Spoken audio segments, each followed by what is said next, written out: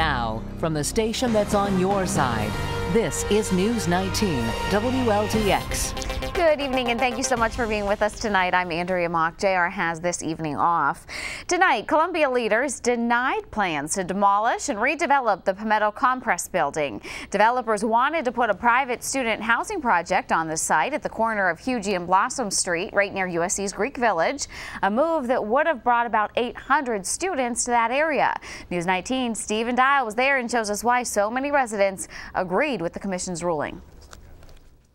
They're developers who have proven themselves in student housing, and I think we should welcome them to Columbia.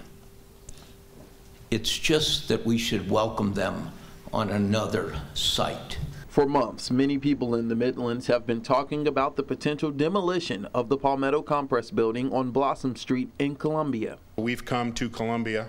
We've been here for 7 years looking at and considering a project here.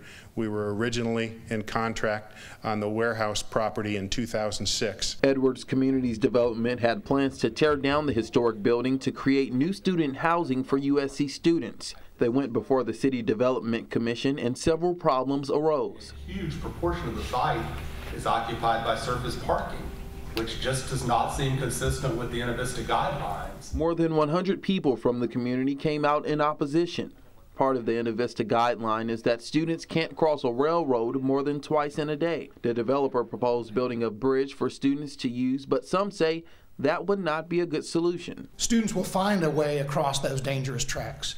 And I think the example of the Clyburn connecting bridge on 277 bears that out when you see holes in the fence repeatedly reappearing over time. People will find the most direct way.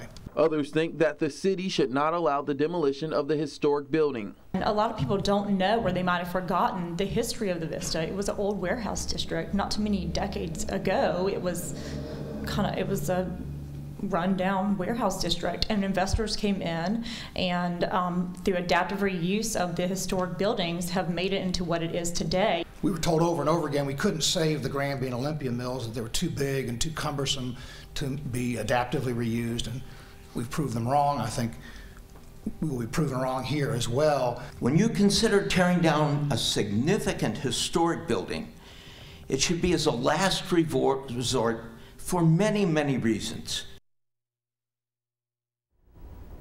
Well, that was Stephen Dial reporting. The board says that the developer still has a chance to submit an updated plan if they choose to do that. The plan would not reach another board meeting, though, for several months if the developer is still interested in doing that.